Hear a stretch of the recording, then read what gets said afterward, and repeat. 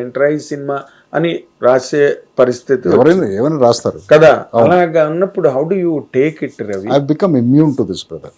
Immune అయిపోయావా?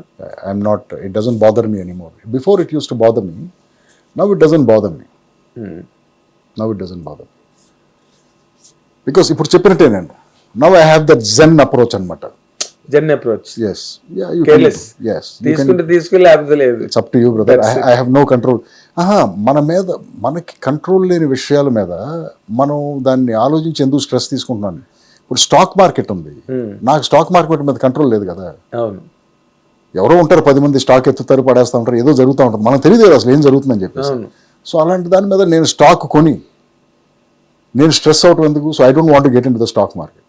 అదేలే. So like that మనకి control లేని విషయాల గురించి అసలు మనం ఆలోచించడం వేస్ట్. అదే ఇప్పుడు అందుకే ఈ జంజీ కిడ్స్ కూడా వాళ్ళు కూడా లైట్ తీసుకో, చిల్ బ్రో అని ఈ మాట తెలిసే మనం ఫీల్ అవ్వకురా అనేవాళ్ళం. ఫీల్ అవ్వకే వదిలే అనేవాళ్ళం. ఇప్పుడు దానికి బదులు లైట్ తీసుకో, చిల్ బ్రో, కూల్ అని మాటలు వచ్చాయి. కాబట్టి ఆ మోడ్లోకి వచ్చేసావు అనమాట నువ్వు. So you're now zenji. మీరు అన్నట్టు ఈ సోషల్ మీడియా వచ్చిన తర్వాత ఒపీనియనేషన్ ఎక్కువైపోయింది. సోషల్ మీడియా ఎప్పుడైతే డెమోక్రటిక్ అయిపోయింది, ఎవరైనా ఏదైనా ఎక్స్ప్రెస్ చేసుకోవచ్చు అక్కడ. ఓపెన్ కదా, ఓపెన్. మీ ఇష్టం, you can say whatever you want, there is no filter. So ఇదేమైపోయిందంటే నేను somewhere here that sensitivity has to come in. నేను అనే ఈ మాట వల్ల, నేను పెట్టే ఈ పోస్ట్ వల్ల అవతలవాడికి ఏమన్నా ఇబ్బంది అవుతుందేమో కరెక్ట్ అని ఒక చిన్న కన్సిడరేషన్ ఉంటే చాలా వరకు మీరు నన్ను అడిగే ప్రాబ్లమ్స్ అన్నీ ఉండవు. అవును అవును. ఇప్పుడు సినిమాకి పూర్వం మౌత్ టాక్ అని ఉండేది. 10 రోజులు, 15 రోజులు, 20 రోజులు, నెల రోజులు కొంచెం యావరేజ్గా ఉన్న సినిమా కూడా ఆడేది. అవును. అటు ఇటుగా. ఇప్పుడు ఫస్ట్ రివ్యూ వేసి నుంచి రాగానే ఫస్ట్ హాఫ్ బాగోలేదు, సెకండ్ హాఫ్ బాగోలేదు, ఆ 20 minutes వాచబుల్, పర్లేదు, యావరేజ్ అని వాళ్ళే ఒక గ్రేడింగ్ ఇచ్చి వదులుతుంటే పీపుల్ ఆర్ లైట్ చిల్ అనుకుని ఉండిపోతున్నారు. లేకపోతే పూర్వం థియేటర్కి ఒక పిచ్చితో ఒక మేనియా, ఒక ఫ్రెంజీలో పరిగెట్టేవారు థియేటర్. ఈ రెండు డిపార్ట్మెంట్స్ కో ఎగ్జిస్ట్ అవ్వాలి కదా అంటాను నేను. అవ్వట్లేదు కదా అంటున్నాను. సినిమాలు తీస్తే ఈ సోకాల్డ్ మీరు చెప్పే మీడియా అవుట్లెట్స్ ఇవన్నీ కూడా వాళ్ళకి ఫీడింగ్ ఉంటుంది కదా. ఏది ఇన్ఫర్మేషన్ ఫీడింగ్ అవ్వచ్చు, లేకపోతే అడ్వర్టైజింగ్ ఫీడింగ్ ఏదైనా ఉంటుంది. మీరు ప్రతి సినిమా బాగాలేదు, ప్రతి సినిమాకి బ్యాడ్ రివ్యూ, ఎవరో సినిమాలకి వెళ్ళదు, ఈ సినిమా చూడవసరం లేదు, ఇలాంటివన్నీ అంటే మీకే ఎఫెక్ట్ కదా అంటున్నాను నేను. ఎఫెక్ట్ అంటే దాన్ని ఎఫెక్ట్గా తీసుకోవట్లేదు కదా, ఎఫెక్టివ్గా తీసుకుంటున్నారు, ఎఫెక్టివ్గా రాస్తున్నావు అనుకుంటారు. ఎందుకు అంతవరకు వెళ్ళిపోతావు? ఇప్పుడు మొన్న నువ్వు ఏదో ఇంటర్వ్యూలో ఒక హిట్ వస్తే చాలు కళ్ళద్దాలు పెట్టి ఇష్టం వచ్చినట్టు బాడీ లాంగ్వేజ్ మారిపోతుంది అని అన్నావు. దాన్ని మొత్తం ట్విట్టర్ నిండా అల్లు అర్జున్ని టార్గెట్ చేసి అసలు నువ్వు చూసావు లేదు నాకు తెలియదు. నేను చూడను కదా, నేను ట్విట్టర్లో లేను, నేను ఫేస్బుక్లో లేను, నేను సోషల్ మీడియాలో, ఇన్స్టాగ్రామ్ ఒకదాను. నేను అసలు ఎవరిని ఉద్దేశించి అనలేదు బ్రదర్. నేను ఓవరాల్ జనరల్ బిహేవియర్ ప్యాటర్న్ గురించి మాట్లాడాను నేను. ఎందుకు ఆయన బన్నీ నాకు చిన్నప్పటి నుంచి తెలుసు. Why will I say anything about Bunny or anyone? ఓవరాల్గా జనరల్గా అన్నాను నేను. That is I have watched some people behave like that. అందరం చూసిన వాళ్ళమే ఇండస్ట్రీలో. అన్ని 2 హిట్లు రాగానే డైరెక్టర్లు తేడా బిహేవియర్లు ఉన్న వాళ్ళని చూసాం. 2 హిట్లు రాగానే తేడా బిహేవియర్ వచ్చిన వాళ్ళను. ఇప్పుడు మెగాస్టార్ చిరంజీవి గారికి ఇన్ని హిట్లు వచ్చి అన్నంత 80s 90s హీరోస్ ఎంత హంబుల్ గా ఉంటారు. అదే అన్నాను. I can only quote Chiranjeevi గారు.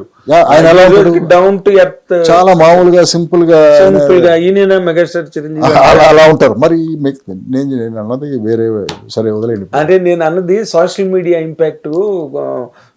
నువ్వు ఇందాకలో మాట అన్నావు చూసావా, ఒక ప్రత్యేకమైన వర్డ్ అన్నావు, అలా సెన్సిటివిటీ కాదు ఇంకేదో వర్డ్ అన్నావు, I'm unable to recollect, but opinionation. అవును, ఒపీనియనేషన్, అవును, సెల్ఫ్, అది కూడా అవును. అండ్ ఈ మిస్చిఫ్ ఒకటి ఉన్నది. ఏదైనా ఒక మాటని ఇలాంటి ఒక సెలబ్రిటీ మాట్లాడగానే దాన్ని ఇంకా చెలవలు పలవలు చేసి నేను ఏదో ఒకటి అనుంటాను. దాని బిఫోర్ కాంటెక్స్ట్ ఉంటుంది, దాని తర్వాత దాని సమ్మరీ ఉంటుంది. ఈ రెండు ఉండవు దాంట్లో, నా కోట్లో సోషల్ మీడియాలో పెట్టి. ఈ మధ్యలో మాత్రం ఉంటుంది. సో ఈ మధ్యలో మాత్రం తీసుకుని దాని మీద డిఫరెంట్ ఐటరేషన్స్ చేసి ఇక ఇంకంతే, అదే అది ఎటు వెళ్తుందో కూడా తెలియదు. ట్విట్టర్ అంత ఆ పేలుతుంది. మధ్యన ఒక పెద్ద ఈవెంట్, ప్రీ రిలీజ్ ఈవెంట్ అలాంటిది ఏదో ఒక పెద్ద ఈవెంట్, ఓ పెద్ద సినిమాకి పేరు ఎందుకండి ఆ రామోజీ ఫిల్మ్ సిటీలో జరిగింది. చాలా బిగ్ స్కేల్లో చేశారు అది. నేను అంతకుముందు ఒక 10 days బిఫోర్ ఒక ఇంటర్వ్యూ చేశాను ఎక్కడో. ఎవరో ఏదో అడిగితే ఈ ప్రీ రిలీజ్ ఈవెంట్, చెత్త బ్రదర్, అది నాకు చాలా బోరు, ప్రీ రిలీజ్ ఈవెంట్సే నాన్ సెన్స్, ఇలాంటిది ఏదో మాట్లాడాను. ఒక 10 days తర్వాత ఆ ఈవెంట్ జరిగింది. దానికి ఒక 2 days తర్వాత నేను అప్పుడు మాట్లాడింది, ఈ ఈవెంట్ రెండు పక్క పక్కన పెట్టేసి నేను దీని గురించే అన్నట్టు క్రియేట్ అయిపోయింది. నువ్వు అన్నది చాలా ముందు 10 days తర్వాత, టెన్ డేస్ బిఫోర్ ఇంటర్వ్యూ చేశాను. తర్వాత ఆ సినిమాకి సంబంధించిన ఆ డైరెక్టర్ గారి ఫాదరు, ఆయన బాగా క్లోజ్, నాకు తెలుసు ఆయన బాగా. వారణాసి సినిమా సరే, ఆయన రాజేంద్ర ప్రసాద్ గారు ఆయనతో కలిపి, సార్ మనాడితో చెప్పండి, నేను రాజమౌళి దానికి దీనికి సంబంధం లేదు సార్, ఇది ఎప్పుడో 10 రోజుల ముందు చేశాను ఆ ఇంటర్వ్యూ. ఎక్స్ప్లెనేషన్ లేదు లేదు బ్రదర్, వాళ్ళు అలాగే చేస్తారు, వాళ్ళు చేయకపోతే కదా మనం ఆలోచించాలి, ఈ పక్క పక్కన పెట్టే కార్యక్రమాలు జనం రెడీగా ఉంటారు, అది చెప్పాడు. So they don't take it seriously. అది అదేలే, ఇన్స్పైట్ ఆఫ్ ఆల్ దట్ నీ ట్రైలర్ అయితే మాత్రం 100% ఇట్ అరౌజ్డ్ ఇంట్రెస్ట్. ఎందుకంటే ఈ మధ్య నీ సినిమా రాకపోవడం గ్యాప్ ఒకటి, అవును, ఒకటైతే, రెండోది ఆ చిన్న చైల్డ్, అక్కడ నువ్వు ఒక పిల్లని కాపాడే అవును, ఒక సేవియరు, అవును, యాక్షన్, సో అవన్నీ కనెక్ట్ అయితే all classes will tomorrow ten to go to theatres. Hopefully. అంటే వాళ్ళు థియేటర్స్కి రావటమే గ్రేట్ అయిపోయిన రోజుల్లో కదా. మరి నేను ఇందాక అదే అన్నా, థియేటర్కి రావట్లేదు జనం. సి బ్రదర్, అది కొంత మనమే చేసుకున్నాం కదా. ఎలా?